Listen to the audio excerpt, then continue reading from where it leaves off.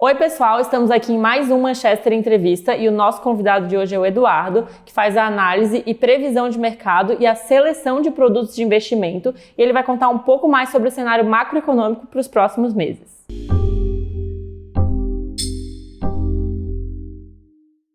Bom, Eduardo, recentemente tivemos um aumento da taxa de juros, um aumento da inflação e ano que vem nós temos eleições. Como você enxerga esse cenário macroeconômico nos próximos meses?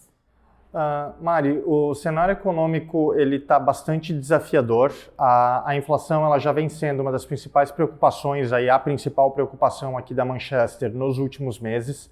A gente já vem se movimentando para defender as carteiras dos nossos clientes com relação a isso faz algum tempo. Na nossa visão, o cenário fiscal brasileiro ele é bastante desafiador. A gente vem vendo um crescimento nos últimos anos da nossa relação dívida-PIB e isso acaba impactando numa taxa de juros e em uma inflação mais alta aqui no Brasil. Além disso, o cenário externo, de um modo geral, também vem sendo desafiador com relação à inflação devido à injeção de liquidez na economia que os governos fizeram de um modo geral para segurar a pandemia.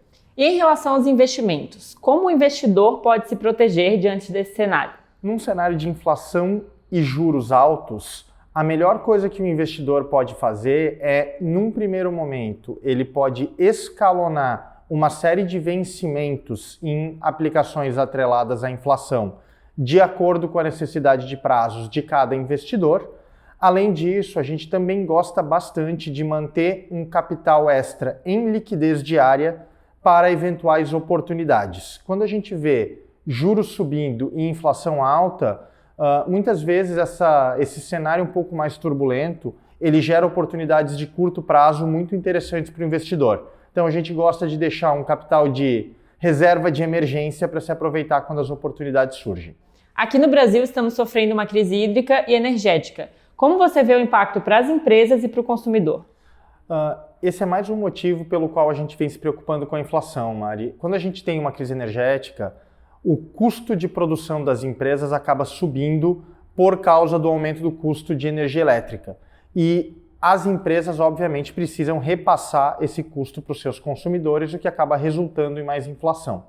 Além disso, esse aumento do custo de energia elétrica, ele obviamente bate nas famílias de um modo geral.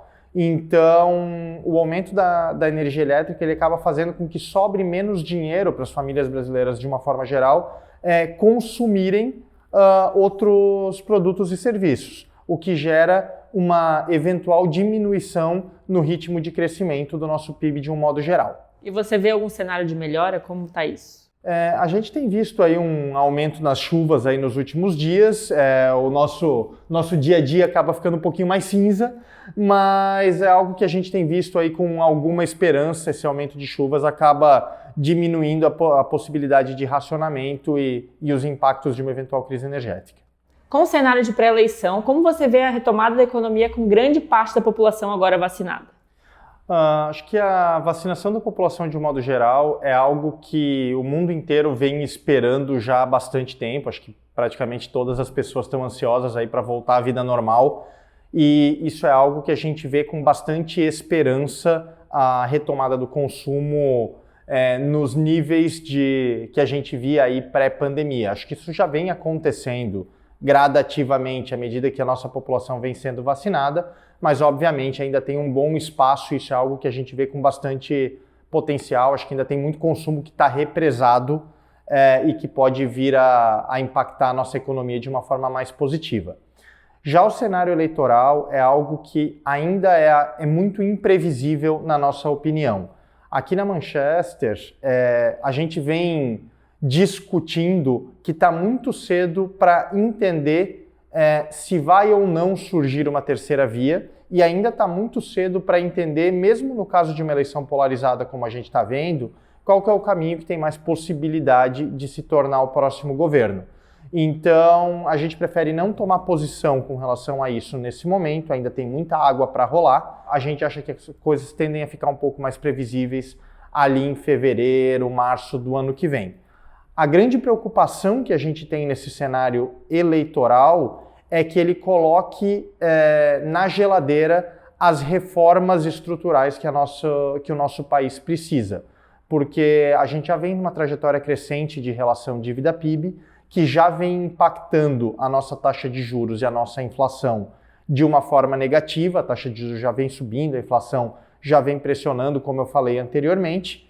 E em qualquer desses cenários eleitorais que possa vir a acontecer, mesmo que a gente tenha ou não um novo governo e tenha ou não uma nova equipe econômica, a gente vai ter um novo Congresso.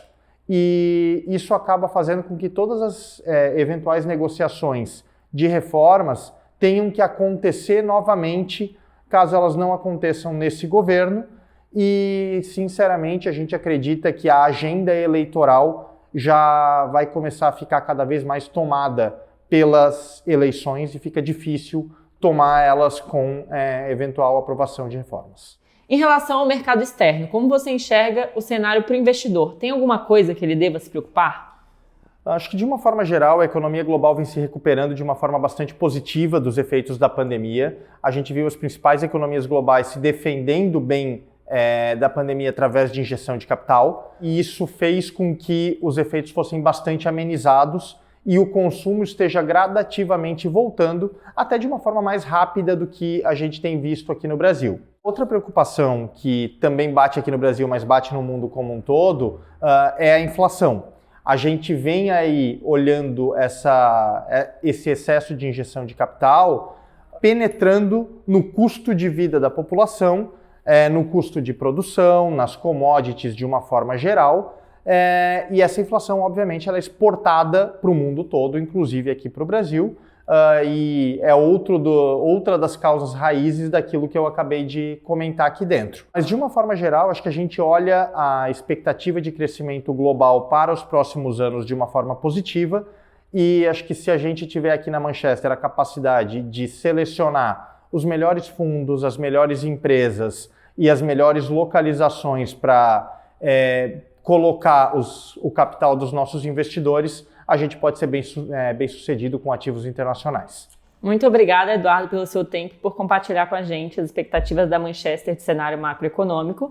Então, se você gostou desse vídeo, é só curtir, comentar e compartilhar, e até a próxima.